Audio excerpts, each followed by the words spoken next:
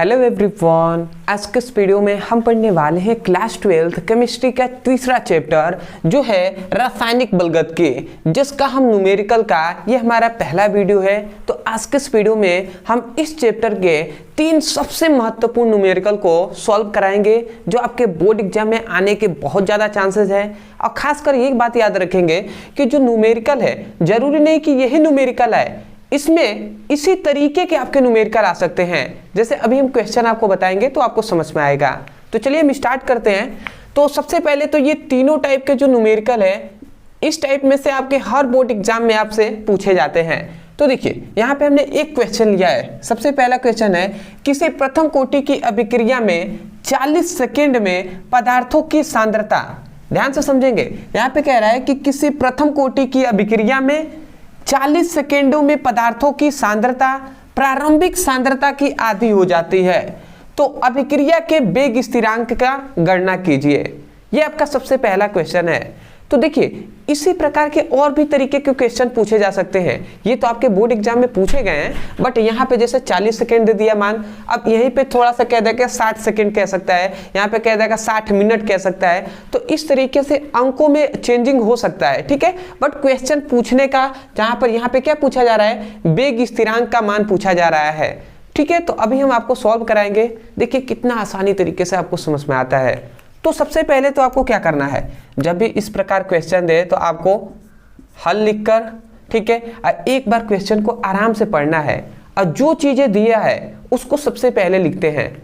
तो यहाँ पे कह रहा है कि किसी प्रथम कोटि की अभिक्रिया में 40 सेकेंड में, मतलब यहाँ पे समय का मान दिया है 40 सेकेंड। तो सबसे पहले तो हम समय लिखेंगे, समय।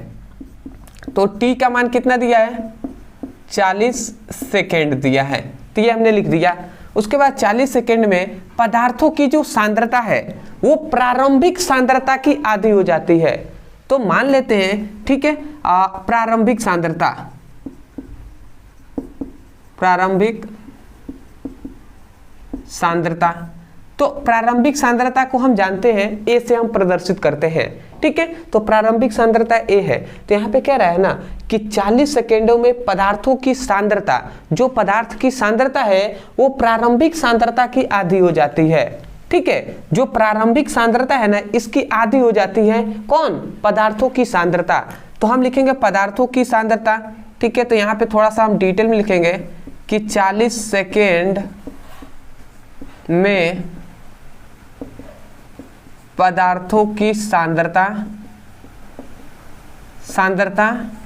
ठीक है, पदार्थों की सांद्रता को a-x से प्रदर्शित करेंगे, ठीक है। 40 सेकेंडों में पदार्थों की सांद्रता जो होती है इसको हम a-x से प्रदर्शित करेंगे। अगर हम सिंपल में कहना तो ये पदार्थों की अंतिम सांद्रता है जिसे हम a-x से प्रदर्शित करते हैं। और यहाँ पे कह रहा है कि पदार्थों की जो सांद्रता होती है वो प्रारंभिक सांद्रता की आधी हो जाती है। प्रारंभिक सांद्रता क्या है, ए है ना, तो ए क्या आधी हो जाती है, यही तो क्वेश्चन कहा गया ना कि 40 सेकेंडों में पदार्थों की सांद्रता प्रारंभिक सांद्रता की आधी हो जाती है। तो ये हमने लिख दिया। तो कह रहा है कि तो अभिक्रिया का वेग स्थिरांक का गणना कीजिए, ठीक है। मतलब वेग स्थिरांक, मतलब जो की है इसकी आपसे गणना करने को कह रहा है। तो सबसे पहले तो इतनी बातों को आपको लिखना होता है, ये हमने लिख दिया। अब देखिए इसको हम आगे कैसे सॉल्व करेंगे। सिंपल में हम करेंगे क्या कि सबसे पहले हम चूंकि जानते हैं, चूंकि प्रथम कोटि की अभिक्रिया से, प्रथम कोटि की अभिक्रिया से हम एक फॉर्मूला जानते हैं, जो हम क्या जानते हैं, K = 2.303 by T log a/a-x। ये हम फॉर्मूला जानते हैं प्रथम कोटि की अभिक्रिया से। अब इसको यदि हम अगर मान यहाँ पे रखें, हमें किसका मान चाहिए भैया, K का ही तो मान ज्ञात करना है ना। तो K को हम यहीं पे रहने देते हैं। अब यहाँ पे है 2.303 है, 2.303 ना, 303। टी का मान हम जानते हैं 40 सेकेंड है, तो हम 40 यहाँ पे रख देते हैं। लॉग है तो लॉग हमने रख दिया, ठीक है, ए है तो हमने ए रख दिया। अब देखिए ए माइनस एक्स का मान क्या है, ए बाई 2 है, तो हम ए बाई 2 रख दे रहे हैं। ठीक है, इतना हमने कर लिया। अब आपको यहाँ से आपका सॉल्व हो ही गया है। ठीक है, क्वेश्चन बहुत ही सिंपल है, ए से ये कैंसिल हो गया। ठीक है, तो यहाँ से हमें क्या मिला, यहाँ से हमें फिर से मिला k equal to 2.303 by 14 log.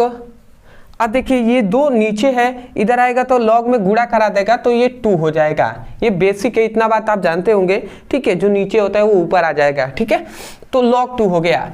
अब आप ध्यान से समझेंगे, यहाँ पे log 2 का मान दिया है आपका 0.3010, ये आपका दिया है, तो इसका मान हम रखेंगे तो k इक्वल टू ये हम रखते हैं 2.303 बाई 40।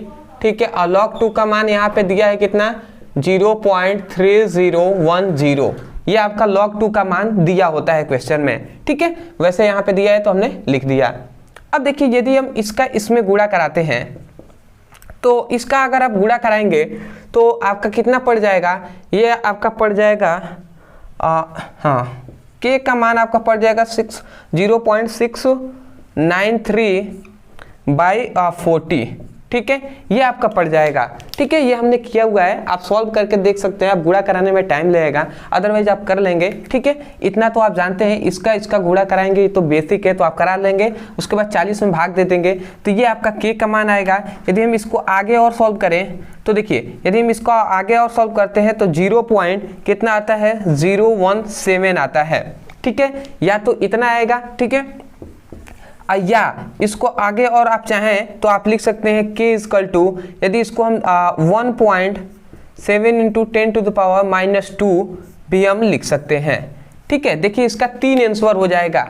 अब देखिए ऑब्जेक्टिव टाइप क्वेश्चन में भी ये क्वेश्चन पूछा जा सकता है, बट ये आपका बोर्ड एग्जाम में 3 नंबर में पूछा गया है। ठीक है, तो देखिए यहाँ पर ये भी क्वेश्चन का आंसर हो सकता है, ये भी आप कर देंगे तब भी सही होगा, यहाँ तक करेंगे तो भी सही होगा।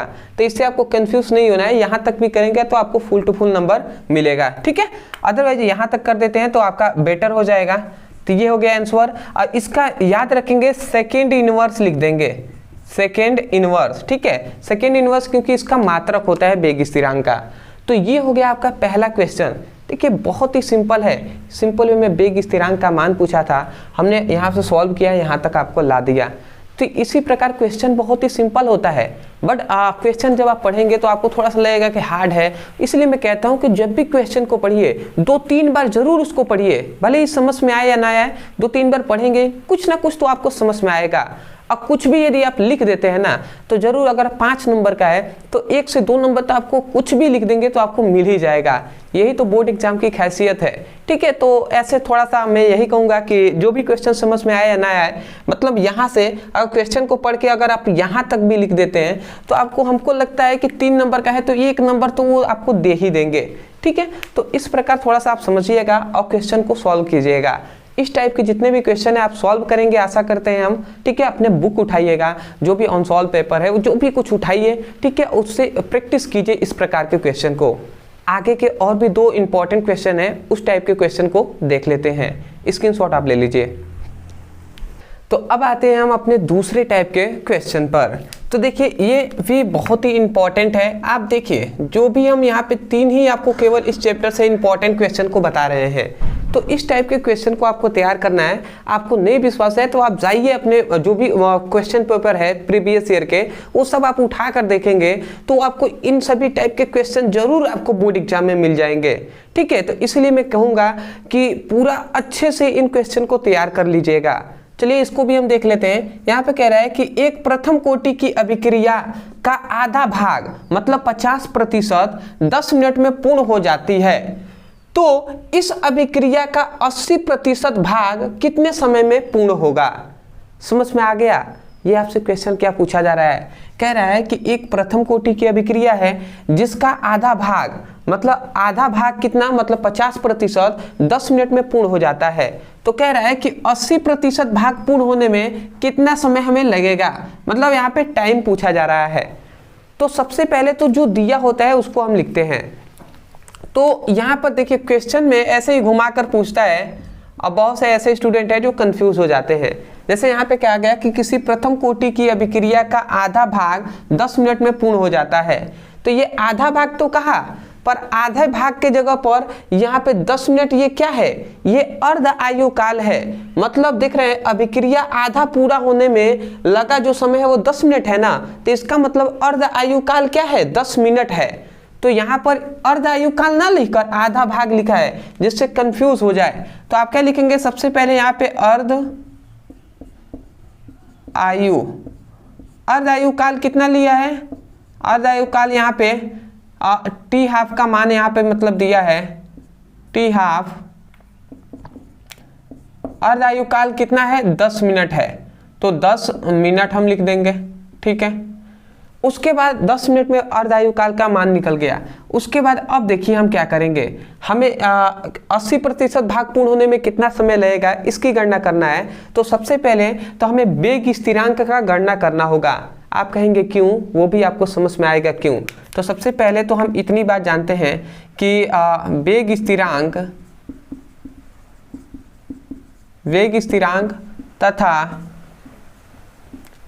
अर्ध आयु काल में संबंध, ये एक बहुत इंपॉर्टेंट संबंध होता है कि वेग स्थिरांक और अर्ध आयु काल में संबंध। तो उसको भी हम देख लेते हैं। तो इसका संबंध एक क्या होता है, जो होता है k = 0.693/t हाफ, ये होता है संबंध, ठीक है। तो इस संबंध को आप याद रखेंगे, ये बहुत ही इंपॉर्टेंट है। इस पर न्यूमेरिकल बार बार इस पर भी पूछ लिया जाता है, ठीक है।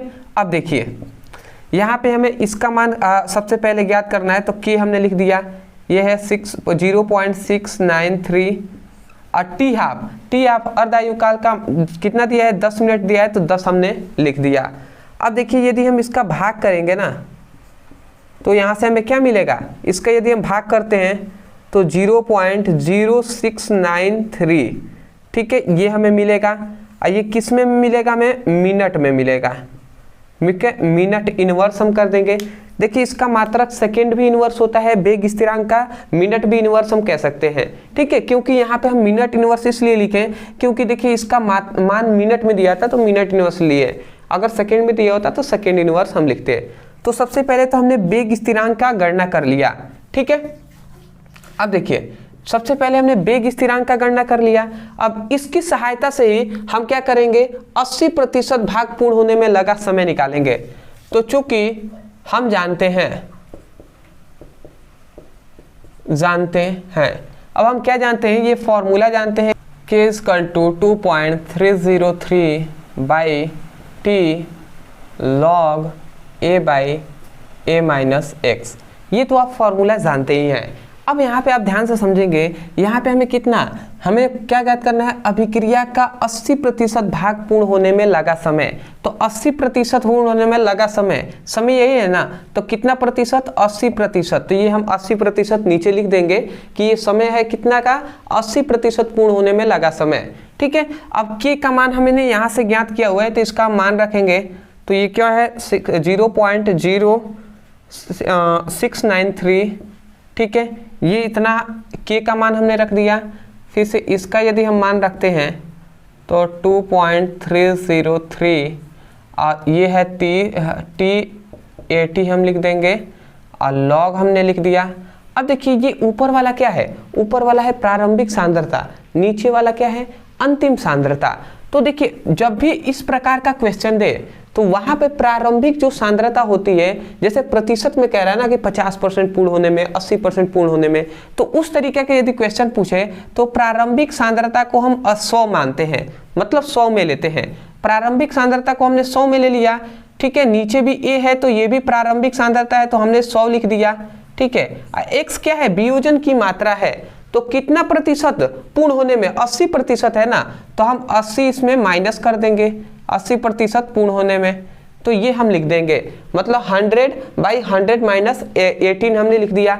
अब आपको ध्यान से ये समझना है, देखिए ये आपका सॉल्व हो ही गया है, बस क्वेश्चन का यही आपका रूप है। अब देखिए यहाँ से सबसे पहले हम क्या करेंगे, ये हम ऐसे ही लिख देते हैं 0.0693 इसको 2.303 लिखते हैं। ये T80 है तो T80 हमने लिख दिया, लॉग है तो लॉग हमने लिख दिया। अब यहाँ पे समझते हैं, ये 80, 100 में से 80 गया तो 20 बचा, तो ये 100 भाई 20 हो जाएगा, 20 25 100, तो कुल मिलाकर यहाँ पे 5 आ जाएगा। ठीक है, यहाँ पे 5 आ गया ना। ठीक है, आप समझ गए होंगे। 80 में 100 में से 80 गया तो 20 बचा, अब 20 25 है तो 5 हमने लिख दिया। अब हम जानते हैं ऐसा हमने क्यों किया, क्योंकि log 5 का मान इतना दिया हुआ है, तो हम सीधा डायरेक्ट यहाँ पे लिखते हैं। तो ध्यान से आप समझेंगे ये बात। देखिए ये इधर गुणा में है, सॉरी भाग में है, ये इधर आएगा तो गुणा कराएगा, ये इधर गुणा में है, इधर आएगा तो भाग कराएगा। तो हम इसको इधर भी देते हैं, तो T 80% इसकल टू यहाँ पे 2.303 बाई ये इधर आएगा तो 0.0693। इसका मान यहाँ पे दिया हुआ है, कितना दिया है 0.6989 ये दिया हुआ है। अब आपका सॉल्व हो गया। अब इसका गुणा भाग आप कराएंगे, आपका निकल जाएगा। सबसे पहले इसका गुणा इसमें आप करा लेंगे और उसके बाद जितना आएगा उसमें इतना भाग दे देंगे। ठीक है, तो ये सभी हमने गुणा कराया हुआ है। तो T 80% पूर्ण होने में लगा जो समय है वो कितना हो जाएगा। अब इसका आप गुणा कराएंगे तो कितना आ जाएगा ये आप याद रखेंगे। यदि आप गुणा कराते हैं तो आपका आ जाएगा 23.23। देखिए ये गुणा भाग कराएंगे तो आपका आंसर आ जाएगा। ठीक है, 23.23 ये आपका आंसर आ जाएगा, 23.23 आपका आंसर आ जाएगा। और समय का ये आप सेकेंड लिख देंगे क्योंकि मात्रक तो सेकेंड ही होता है। ठीक है, यदि आप चाहें तो मिनट में भी लिख सकते हैं, क्योंकि ये मिनट में दिया हुआ है तो आप मिनट में भी लिख सकते हैं। तो ये आपका आंसर हो गया। देखिए आप इसका तो आप गुणा करा ही सकते हैं, टाइम लगेगा। ठीक है, अदरवाइज मुझे क्या सिखाना ना है, अब गुणा भाग तो सिखाएंगे नहीं, तो अदरवाइज ये आप गुणा कराकर इसमें भाग दे देंगे तो आपका मिल जाएगा। यहाँ तक भी आप कर देते हैं तो भी आपको फुल टू फुल नंबर मिलेंगे, ऐसा आपको नहीं सोचना है कि नहीं मिलेंगे। ठीक है, तो समझ गए होंगे, आशा करते हैं। तो इस टाइप के भी क्वेश्चन को आपको करना है। ठीक है, बिल्कुल इस तरीके के क्वेश्चन कर लेना है। ये आपसे 3-3 नंबर में ये सभी क्वेश्चन पूछे जा रहे हैं। ठीक है, तो इस टाइप के बहुत ही आसान न्यूमेरिकल है, ज़्यादा हार्ड नहीं है, बट बहुत से ऐसे स्टूडेंट हैं इनमें ही कंफ्यूज हो जाते हैं और वो नहीं कर पाते हैं। तो ऐसा आपको नहीं करना है। पढ़ाई जब कर रहे हैं तो पूरे मन से कीजिए और अच्छे नंबर से पास होइए। स्क्रीनशॉट ले लीजिए। अंतिम टाइप के क्वेश्चन को देख लेते हैं। तो चलिए दोस्तों, अब हम देख लेते हैं अपने तीसरे टाइप के क्वेश्चन का। तो देखिए यहाँ पे भाई हमने तीसरा क्वेश्चन लिख दिया है। ठीक है, तो इंपॉर्टेंट के आप श्रेणी में रखेंगे। देखिए यहाँ पे क्वेश्चन कह रहा है कि प्रथम कोटि की अभिक्रिया का समीकरण लिखिए। ठीक है, सबसे पहला कह दिया कि प्रथम कोटि की अभिक्रिया का समीकरण लिखिए तथा प्रथम कोटि की अभिक्रिया की अर्ध आयु कितना है 693 सेकेंड है, मतलब 693 मतलब सेकेंड है। तो इसके वेग स्थिरांक का गणना कीजिए। मतलब यहाँ पे समझ रहे हैं, दो क्वेश्चन आपसे पूछा है। पहला कह रहा है कि प्रथम कोटि की अभिक्रिया का समीकरण आपको देना है। ठीक है, जो सूत्र है वो आपको लिख देना है। और दूसरा वेग स्थिरांक का गणना कह रहा है कि आप कीजिए। अब देखिए इसको ही आपसे यही क्वेश्चन आपसे बोर्ड एग्जाम में 3 नंबर में पूछ लिया गया है। कितना सिंपल ऐसा क्वेश्चन है, परंतु ये भी बहुत से ऐसे स्टूडेंट हैं जो छोड़ के चले आएंगे। तो अब आपको छोड़ के आने की ज़रूरत नहीं है। चलिए देखते हैं कैसे हम करेंगे। तो सबसे पहले आप थोड़ा सा सोचिए कैसे हम करेंगे। सिंपल वे में सबसे पहले हम लिखेंगे प्रथम कोटि की अभिक्रिया। प्रथम कोटि की अभिक्रिया का समीकरण। प्रथम कोटि की अभिक्रिया का समीकरण। अब प्रथम कोटि की अभिक्रिया का समीकरण याद है आपको? अभी तो हमने जस्ट आपकी फॉर्मूले आपको बताया था, यही तो है K equal to 2.303 by t half log a by a minus x. ये आपका यही तो है प्रथम कोटि की अभिक्रिया का फॉर्मूला। तो इसको आपको याद रखना है, ये आपको सबसे पहले लिख देना है। अब कह रहा है कि प्रथम कोटि की अभिक्रिया का अर्ध आयु इतना है, तो वेग स्थिरांक का गणना कीजिए। मतलब यहाँ पे अर्ध आयु का मान दिया है। अब दूसरा क्वेश्चन हम हल कर रहे हैं। अर्ध आयु मतलब टी हाफ का कितना मान दिया है? 693 सेकेंड दिया है। ठीक है, तो देखिए इसका हम कैसे निकालेंगे, कह रहे हैं वेग स्थिरांक मतलब k का मान ज्ञात कीजिए। तो चूंकि हम जानते हैं क्या जानते हैं कि वेग स्थिरांक और अर्ध आयु काल में एक संबंध होता है, जो संबंध का फॉर्मूला होता है k = 0.693/t½ ये फॉर्मूला होता है। ये फॉर्मूला हम पहले से जानते हैं कि नहीं जानते हैं, अभी हमने कहा भी था कि आप इसको याद रखिएगा। अब देखिए यहीं से हमें k का ही तो मान ज्ञात करना है, तो k हमने लिख दिया, ये है तो 0.693 हमने लिख दिया। और उसके बाद t½ का मान कितना दिया है, t½ का मान आपको दिया है इतना, ठीक है, तो ये हम लिख देंगे 693, ये हमने लिख दिया। अब ये आपका सॉल्व तो हो ही गया है। बताइए इसमें अगर आप भाग देते हैं तो ये आपका कितना आ जाएगा, 0 आ जाएगा, 1 हो जाएगा, ठीक है, ये तो एक बार में कट जाएगा ना, ठीक है, ये आपका हो जाएगा आंसर। ये आप भाग देंगे तो आपका आंसर क्या आ जाएगा, 0.001 आ जाएगा। और ये किस में आएगा, ये सेकेंड में हो जाएगा, ठीक है, मिनट में दिया हो तो आप मिनट लेंगे और सेकेंड में दिया हो तो सेकेंड ले लेंगे, ठीक है, सेकेंड इनवर्स। तो ये आपका हो गया आंसर। देखिए वेग स्थिरांक का भी गणना हमने कर लिया, प्रथम कोटि की अभिक्रिया भी लिख दिया, इतना ही लिखेंगे 3 नंबर आपके मिल जाएंगे। तो आशा करते हैं दोस्तों जो भी हमने 3 इंपॉर्टेंट आपको इस चैप्टर का न्यूमेरिकल बताया है ये आप समझ गए होंगे, और आप भी इसी तरीके के न्यूमेरिकल को और भी आप सॉल्व करेंगे अपने जो प्रीवियस ईयर के बोर्ड एग्जाम के जो पेपर हैं, जो आपके मॉडल पेपर हैं, उनसे आप सॉल्व कीजिएगा। दूसरी बात मैं यही कहूँगा कि वीडियो अच्छा लगा है तो वीडियो को लाइक कीजिएगा, एक प्यारा सा कमेंट कर दीजिएगा। और दूसरी बात, यदि आप चैनल पर नए हो तो चैनल को अभी सब्सक्राइब कर दीजिए, क्योंकि आगे भी ऐसे ही कंटेंट आपके लिए प्रोवाइड कराते रहेंगे। और दूसरी बात एक और है बात, ठीक है, क्योंकि जो प्लेलिस्ट है, ठीक है, आपके फिजिक्स केमिस्ट्री के साथ साथ अंग्रेजी का भी, हिंदी का भी, सभी का प्लेलिस्ट बनाया गया है, तो आप जाइए और प्लेलिस्ट के अनुसार वहां से जाकर अपनी पढ़ाई कीजिए। तो चलिए दोस्तों आज के लिए इतना ही, मिलते एक बेहतरीन टॉपिक के साथ, तब तक के लिए धन्यवाद।